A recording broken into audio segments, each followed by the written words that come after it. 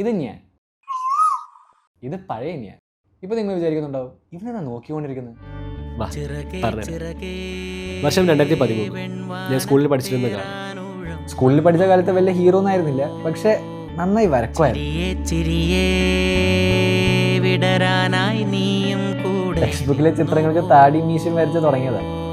പിന്നെ കാണുന്ന എല്ലാ ചിത്രത്തിന് എൻ്റെതായ ഒരു പെർസ്പെക്റ്റീവ് ഞാൻ കൊടുക്കാൻ തുടങ്ങി. പക്ഷെ അത് ആർക്കും വലിയ താല്പര്യമില്ലായിരുന്നു.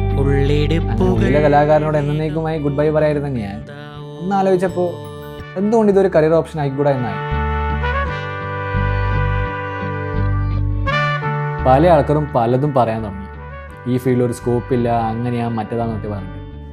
അന്ന് എൻ്റെ ക്രിയേറ്റിവിറ്റി വെച്ച് എവിടെയും എത്തൂല എന്ന് പറഞ്ഞവരോട് എനിക്കൊന്നേ ഇപ്പം പറയാനുള്ളൂ, ക്രിയേറ്റിവിറ്റി നെവർ ഡൈസ്.